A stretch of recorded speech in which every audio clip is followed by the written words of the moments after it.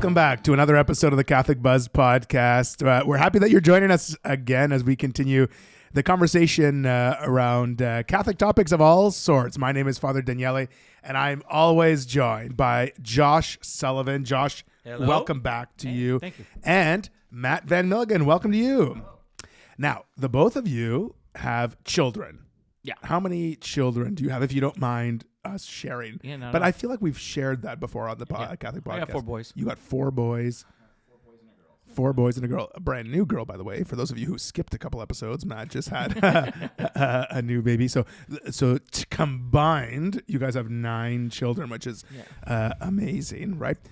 And that was some quick math. Yeah, I was listening to Sister Patricia in grade 1 when she taught me the basics of math. Sister Patricia, if you're listening out there, kudos to you. Okay, Josh, this is kind of a Josh episode.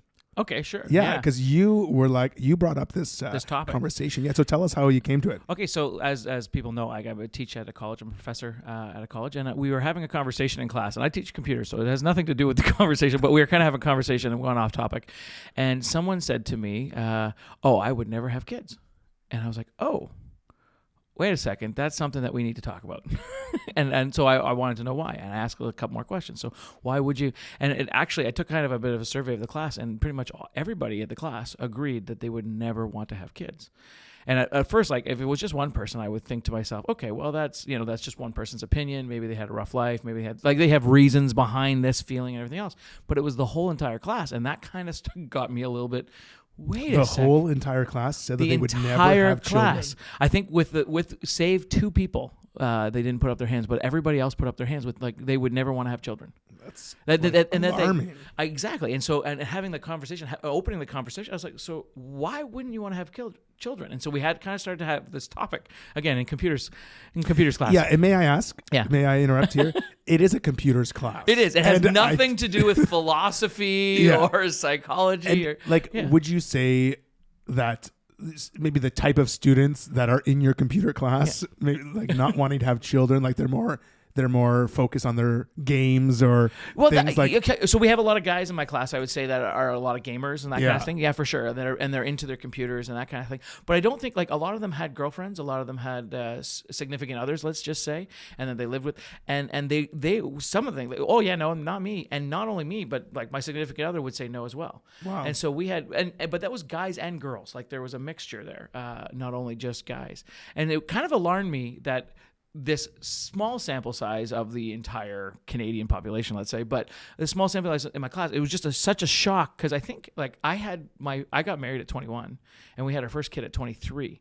And so half of these guys were older than I was when I had my first kid, and they had already made the decision that they did not want to have children. And I just thought, I wanted to know where this stemmed from. So looking into it, this is not just my computer science class thing. This is actually a trend that seems to be going on with our young people nowadays.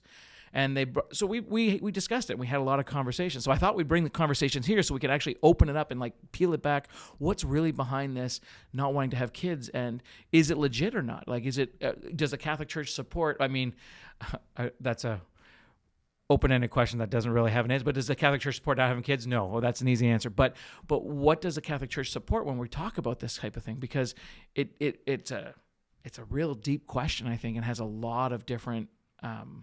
So there's 2 things that attached. I would say. Number one, like, for anyone getting married in the Catholic Church, part of being married in the Catholic Church, you have to go through a process with your parish priest. Like, that's a prenuptial inquiry, let's say. And part of it is you're asked, are you open to having children with your spouse? Are you willing to give the gift of children to your spouse?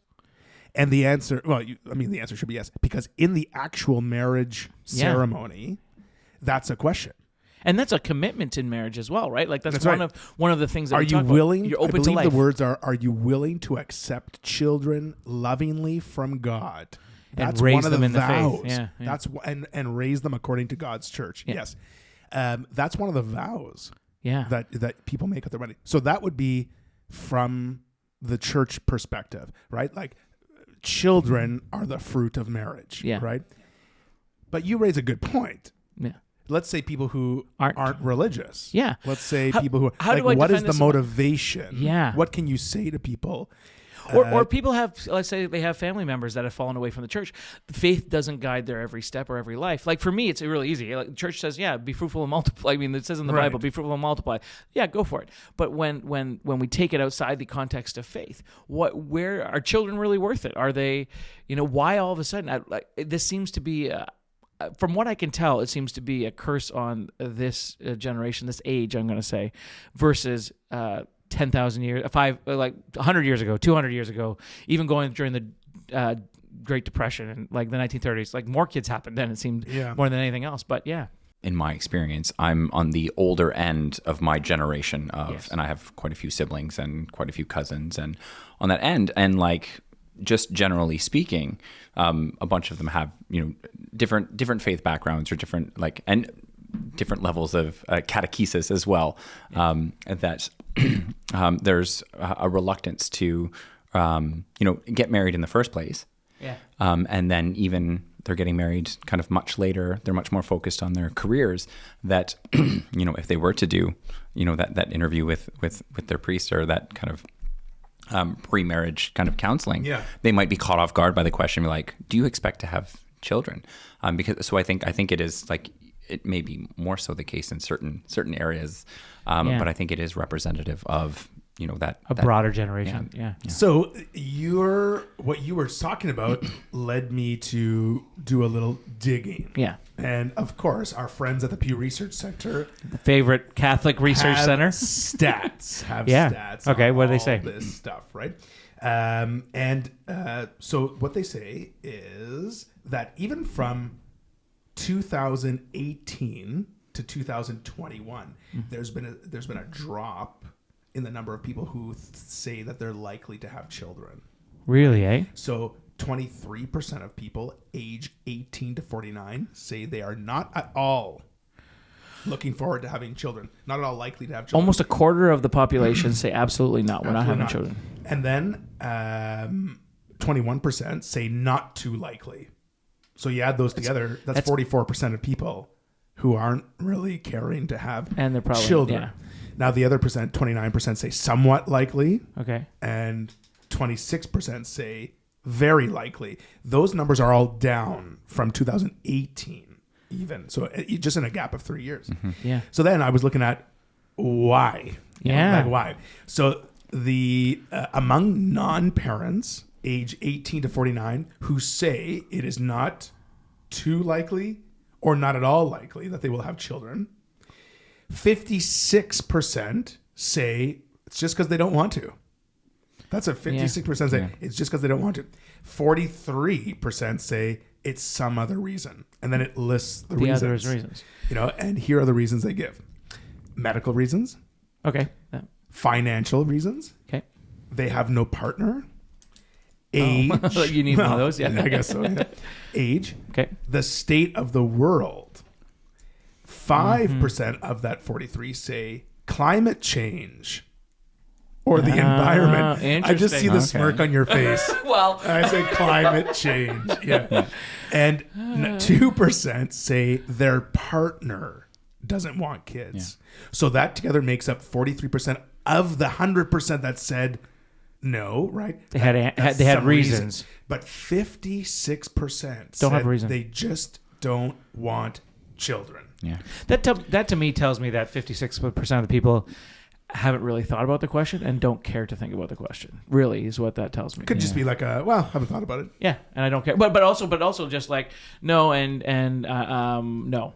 Like just kind of not wanting to dive into the question because maybe their own personal feelings on it or whatever else they didn't want to justify. I don't know.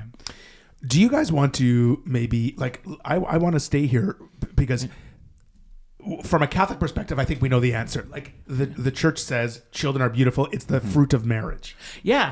There are actually some conditions though. Yeah. There's got to be grave reason, right, Matt? That's what you're saying? Yeah. So it's to say that that it's just, every Catholic couple who gets married should have 25 kids, 1,000 kids, and that's not really the teaching of the church. That there's an expectation of being open to life in your your marital activities, and generally speaking, that entails children.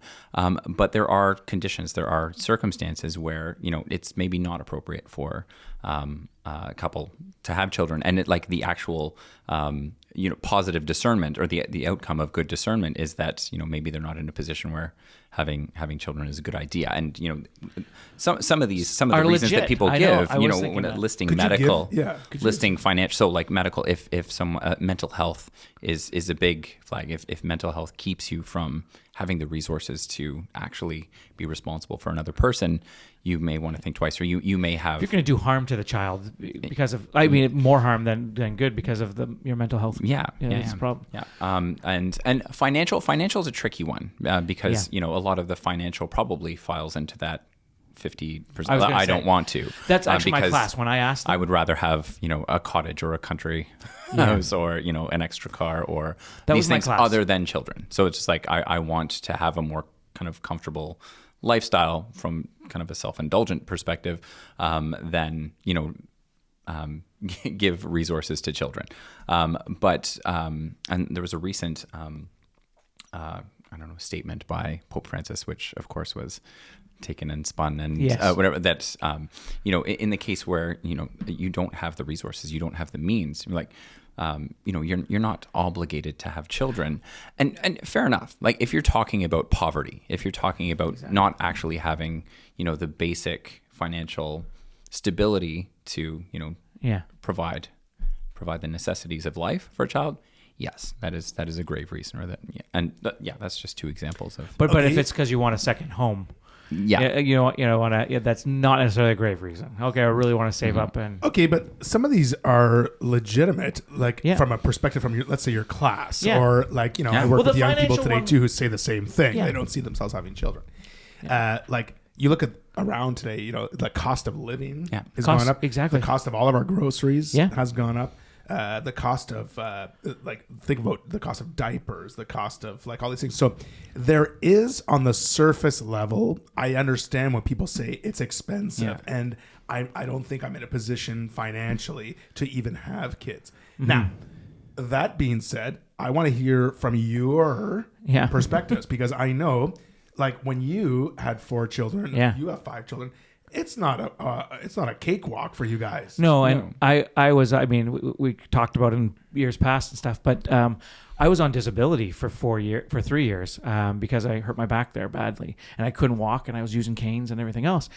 I had only income coming into my house was the disability income, which anybody who lives on disability knows is not enough really. And how many children did you have at the time? I had 4 kids. Oh, you had all 4 at the time? I had all 4 at that time. And so it wasn't easy by any means, but it was still doable. That was 4 extra mouths I had to feed. That was 4 extra. And I'm going to say also part of it is where in having that struggle is where my faith grew. Now that's a really hard, I would encourage it to people because my faith grew in leaps and bounds during those times. Part of it because I had to put my faith, my hands were tied in the sense that I had to have my faith in God because I don't know how else I could have done it. But at the same time, it's hard to judge or to suggest that to somebody who doesn't have faith, right? How do you justify that to somebody who doesn't have faith? And so, financial is a big one. But I think in Canada, it's not necessarily or especially in Ontario. Other provinces are, but people don't know this. But if you're in dire straits, you get roughly somewhere close to $500 ish per kid per month from the government until the age of 16. If you get better income, the more income you have, they kind of lessen that a little bit. But that means for every kid, you get $500. If you have 4 kids, let's say, that's $2,000 a month that you're receiving. So again, that's a little bit of help. It's a little bit of help. And I understand, if you're paying for diapers and stuff, it's still hard, and you still have to be crafty. And you can't, if you were to take on children in a place where you couldn't afford that second home, it is times where me and my wife had to make the decision, we're not going to have nice furniture, right? It's going to be secondhand clothes, hand-me-downs. We're going to shop at Value Village or Salvation Army or Rebuilt Resources here in town. We're going to shop at the secondhand thrift stores, and that's where we're going to get our clothes. We are going to go out and we are going to shop on the deals. Specifically because now I have 4 teenage boys who eat me out of house and home. So we're gonna go and we're gonna shop out. Okay, when milk goes on sale, we're gonna buy lots of milk. When meat goes on sale, right now we're on a farm, we raise our own. But so those are things that we've taken in stride. So financial, while it is I think it's a concern, and I think it's a legitimate concern. Right. I don't think it needs to be the be all end all, because what I've noticed in my life anyways is that my children are much more of a blessing than I wouldn't have wished to win $1 million and be financially set and trade them for the lives of my children. And I don't think I'm saying that from a naive point of view because I have children right now. I don't think anybody who holds a child in their hands that's theirs can even if they didn't want the child, to be honest with you, like if they're mentally sound and stuff, I'm going to say, but they look at the child, I don't think they could possibly want life without it after a while. Like they would give up the freedom. I mean, right now, ask any parent right now, would you pay $25,000? Would you pay $50,000? If your kid was going to die in a medical thing or something else, would you pay $50,000 to keep them? Would you pay $100,000? I think any parent is going to go as far within their reach as possible financially. They're going to do everything possible, mortgage a house, to save that child's life because they love them so much. That you can't look at, can I financially afford a child from the beginning standpoint? You have to look at it from the end standpoint. Yeah. Is that child worth it? And you, same sort of. I really like what you said about like that's it's not easy. No, and the fact is that like it seems like based on the data that a lot of people are understanding that. They're saying that like this isn't going to be easy, so I'd rather not. Yeah. But I think it like our faith informs the perspective that sometimes doing the thing that's not easy is actually a lot better for us. In the long run, like we're coming up on the season of Lent, that the idea of self-sacrifice and self-denial for something that is ultimately a greater good than just our own kind of self-fulfillment or self. That it is a sacrifice. That it's like I could buy this really nice thing, or we could have more kids, or you defer a lot of those kind of expectations to later on. And it's like especially and I was going to say when you have young kids and you have different expenses, you have different demands on your resources. That I was speaking with. Someone who had 5 kids just a little while ago, and they were saying like it's not really that common to have 5 kids, and like, and when you're in the stage that we're in now, they were saying because they have theirs are teenagers now. They were saying it's like some days you're just in survival mode. Like you're just trying to get to the end of the day because you have a crying baby, you have a toddler who's wrecking actually everything in your house, and you're dealing with moods and all of the kind of behavior stuff that that kids on the younger end deal with. But here I am looking forward to when they're older, more responsible, whatever, but they'll be eating me out of house and home, so I'll have other areas where I can adopt a self-sacrificial attitude. But ultimately it's you're playing a long game. It's worth it in the long run. I was reading a little while ago, and it was just on these kind of demographic questions about people waiting longer to get married, fewer people having kids, and the main reason for that is that a lot of times people are so career driven up until they're even mid to late 30s that by the time they're they've just been we'll do it later. We'll have kids when we're financially secure. We'll have kids when we have all the things, and it in some cases, it's too late. But then they're saying that psychologically, when people hit those same kind of people who are focused on their professional lives hit, between 45 and 49, there develops a lot of kind of anxiety. There's a lot of mental health that they're realizing their own mortality, and that they haven't kind of left this legacy. They haven't invested in the propagation of their own family, and they're essentially very lonely, and without a sense of what all that work was for. It's funny. I was just thinking about it because I was doing research for another podcast that we're going to be doing, and was talking about. I was looking up religion specifically and trying to see what's the purpose of religion? How does it focus on stuff?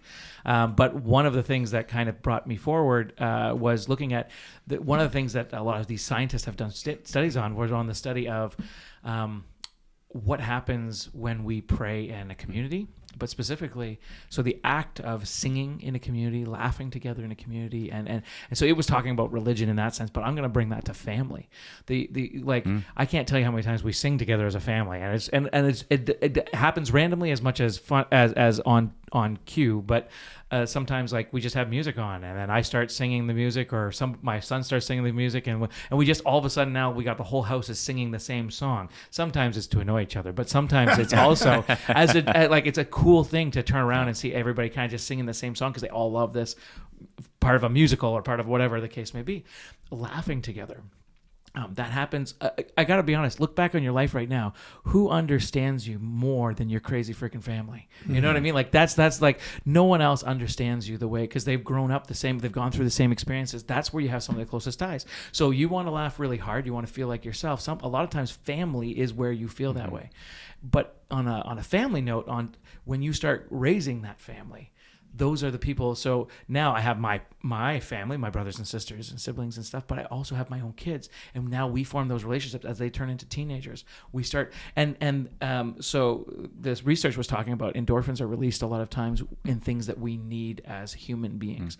And what is specifically talking about, like we get things released when we procreate. Okay, that makes sense because procreation is needed to continue on the species. But when we eat, because we need nutrition. When we sleep, because we need to sleep. Those are like these chemicals are released in our body for those reasons, because we need those things. And one of the things that we need through that analysis is that we need community.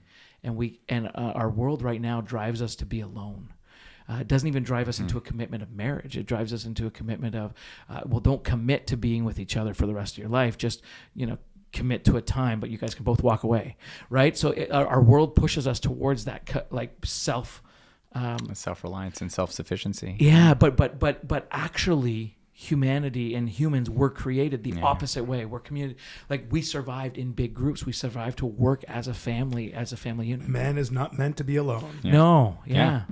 And I think also one of the fears that came up, and I think this is something that strives. And so if someone is there and thinking that they don't want to have children, one of the things I'm going to challenge, I think financial reasons are legit for sure. I think medical reasons are legit for sure. But again, you can make them as those excuses as real or as fake as possible. I'm going to say. So you can make them as big as you need to kind of make that as an excuse, but a lot of it has to be of grave nature. Remember that. But one of the ones that I'm going to challenge people on is if they say that, and I challenge my class to this. Are you scared? And I think that fear a lot of times stems from the fact we can have excuses put in the way of fear. And what my mom used to say, she used to tell me this when I was a little kid and I was scared at night and stuff. And she said, repeat the Bible verse, perfect love casts out all fear, perfect love casts out all fear, perfect. And so I remember being there, perfect love, and I was repeating it over and over again. But it struck me now as perfect love casts out all fear. Fear is the thing that comes in between perfect love. Yeah. Having that love between, if you didn't have a good childhood, this is your chance to make it right. Right? Like this is the time. I know a lot of, I'm going to like a shout out to those dads out there that didn't have great father figures and that became amazing fathers because of it. You know what I mean? They were able to transform that. And a part of that's like, I'll never let that happen to my kid. Yeah. You know what I mean? But that like, it's a beautiful thing to watch, to see these men become real good fathers because of that. But perfect love casts out all fear. So don't let the fear, challenge yourself right now. Are you scared? And what are you scared of? Yeah. Are you sure you're scared of the money thing? But that's not really a thing. Like, I mean, it is a thing, but yeah. And don't let legitimate concerns turn into fears. Like it's interesting that you cited the difference in the data between 2018 and now, and asked, what's the difference? Mm-hmm. So like a lot has changed in the world. Like just in terms of like just the cost of living, financial stability, and even mental health. Like people have reacted in different ways, but. Again, like the positive side of looking at legitimate concerns about finances and health and like all the things that people are maybe legitimately concerned about, children give you an opportunity to prioritize those correctly. Like I'm a more financially responsible person because I have children. Yes. I am more concerned about my health because I have to be. I'm I'm going to have 4 boys who are going to get stronger than me soon, so I need to gotta stay in shape. No. But I want to be able to play with my kids. Yes, of course. Yeah, like, before they're too old. But so just being aware of my own kind of age, but it's something I can prioritize, or like this is something that I can look at through the lens of wanting to be a good steward of my finances, wanting to be a good father, wanting to be a good provider. Yeah, that's interesting, because like you're saying, your relationship with your children sort of makes you a better person in a sense, right? Makes you strive to be better, right? They keep you accountable. First of all, accountable. You can't swear in front of them. They pick that up. Right. Even your ideas, and I was talking about this with somebody else. Your ideas come out of their mouth. And when you hear that, hopefully, if you've done it right, you hear that and you're like, oh, okay, that's me telling them, teaching them, and they're spouting it out. And sometimes it's like, oh shoot, that's me teaching them, and that's coming out. You know what I mean? Like there's a you hear that come forward. It makes you a better person. One of the biggest things, you can't be a parent and be selfish. I mean, sorry, you can be. It makes an awful life for both you and your kid.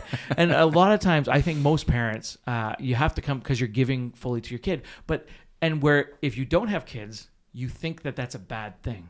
But think of a relationship between a husband and wife where you enter fully, where you don't have to worry about anything because that person is fully giving to you everything you need. You don't have to worry about eating or anything. Like they just provide everything for you. Anybody would want to be in that relationship. But that perfect relationship of a person completely providing for you needs in a marriage needs that reciprocal of completely providing for them. Yeah.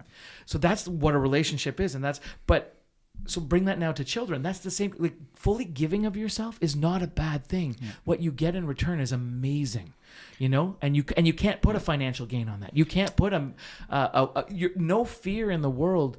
I mean, there are fears in the world that will stop you, but it's not worth the fear. The fear is a small pebble on the beach of a CN Tower. You know what I mean? Like the CN Tower of children is amazing compared to like a little small fear. Yeah, and if your marriage is built on that kind of foundation of mutual self-giving. Yes. Like that's the context to bring children up in, because you are entering into kind of a self-sacrificial life. It's really interesting in the Eastern Rite, in the Byzantine, the marriages, they have, so the bride and groom process in, which they should in the Western Rite also, but they wear laurels sometimes, and they look almost like crowns. But it's like there's a dual symbolism there. It's like a crown, but it's also a crown of martyrdom. It's also to be like a crown of thorns. Die to self. That idea. So like, in entering marriage, you're dying to yourself. Like you're giving of yourself completely for the beginning of this family. And you know what? That's another thing. You just mentioning it is, I don't know that I could do this without my wife, and having full faith that my wife is as amazing as she is. You know what I mean? So it is also, it depends on your relationship. Mm-hmm. So what people having other spouses that say, well, my spouse doesn't want to have kids. That's a serious talk you have to have a conversation about. And maybe there's some deeper issues and roots there. Like it quite literally, like I know my wife would give everything for my children, and hopefully she knows I do the same, and I think she does. We would sacrifice, like our love for each other also comes these children that we strive. It's an amazing relationship. I don't understand, and I mean, part of it, I'm biased because I'm in it, obviously, but I've been out of it as well. Like everybody grows up without children, and realizing what it is, and seeing, and I understand the fears, and I understand that I don't want to say excuses because I think they're real reasons, but understanding that past that point, people can. We're meant to live in community. We're meant to live with each other. We're meant to self-sacrifice. Mm-hmm. You don't self-sacrifice, then you don't be the most successful people that you know. The people that you would look up to, I bet you have one of the greatest sacrifices, whether it be for a job. Like you don't look up to someone who's just given $1 million. You look up to the guy who's worked their butt off to get all the way there. You know what I mean? You don't look up to the person who's been given this beautiful palace or a place to live or whatever. Like you honor or you put on a pedestal the guy who has worked, or the girl who has put, like, you can see the hard effort, the determination, the self-sacrifice to get there. That's who we strive to be as humans, is that self-sacrifice. And our model for this, you take Mary and Joseph as kind of we get so used to kind of comfort, and even the idea that's like, okay, we will think about children once we're financially stable, once we have, every security of like everything that we're concerned about in the world. Once that's resolved, then we'll have this discussion about whether or not we're going to have kids. But like, can you imagine, Joseph and Mary, flying to Egypt, or like escaping Herod? It was just like being like, oh, I don't know if this is the right environment to be raising a child. Like it just really puts into perspective that, and even for like much of human history after that point, there was not a huge expectation of, political, economic, even like community stability for people as the precondition for people. Most people in today's age have it way better in all those areas potentially than like you said, like then even like, let's say the 1930s where the Great Depression happened and they couldn't afford a potato for soup. You know what I mean? Like we have it better than that. And there are resources, and there are churches of like the churches help out people like that. And like there are places around, families. The global economy has always been uncertain. Yes. And you need community. Like it's true. You can't raise a child on your own. You're not meant to. Mm-hmm. You are meant to raise a child in a community, and that community might be your own family, or that community, like meaning your parents and your brothers and your sisters and all that kind of stuff to come and step in and help out. Mm-hmm. I mean, again, I don't know how we could do it without grandma and grandpa kind of thing. That them stepping in, but also your church environment. I can't tell you how many people that I know have raised their kids without mom and dad. When we moved to Thunder Bay, we didn't have my family at all. We moved into Thunder Bay without knowing anybody.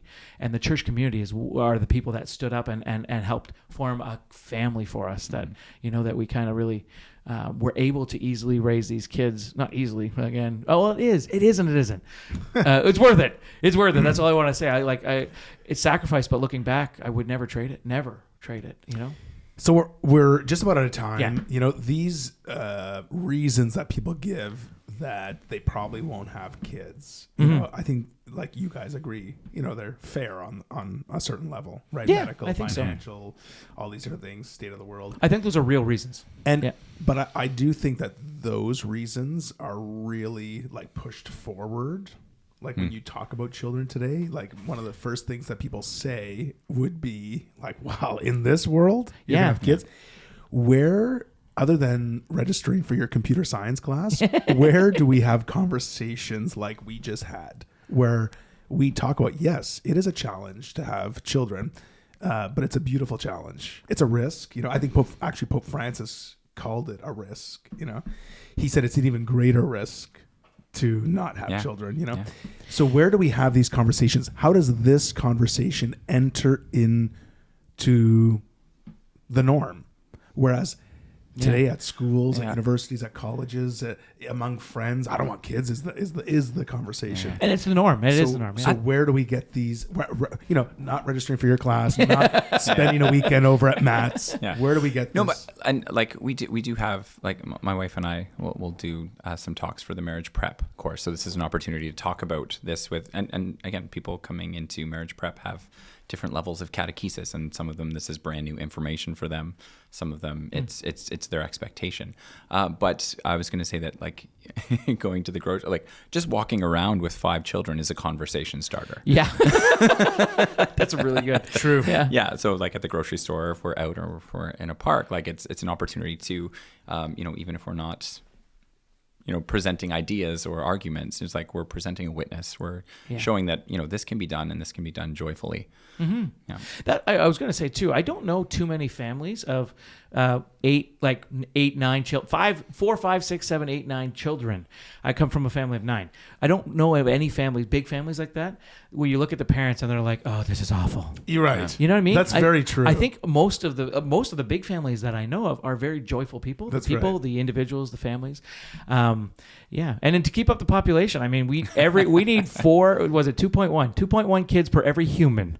Yeah. Okay, that's how we need to keep up the population. That's why, like Canada, we got immigration happening all the time. Is because we're not having kids, not like we used to. So, Well, God bless you guys for being good dads, and God bless you guys for the record, we never said we were good dads. Striving. Good dads. Striving. Yeah. You just said you were dads. Yeah, we just said we were dads. You confirmed you were dads. It's very easy to be a dad. Yeah.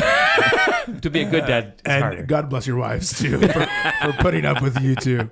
Yeah, and God bless your children. You both have beautiful children, and they bring a lot of joy, I know, into my life. So God bless you both for that. Well, this is the conversation we're having. Are kids worth it? So if you want to weigh in on this conversation, maybe you want to disagree or agree with Josh and Matt, drop us a line. Ask us at thecatholicbuzz.com, or you can leave a comment on Facebook or Instagram as well. That's all the time we got today. So for Josh Sullivan and Matt Van Milligan, my name is Father Daniele. We'll see you next time on The Catholic Buzz.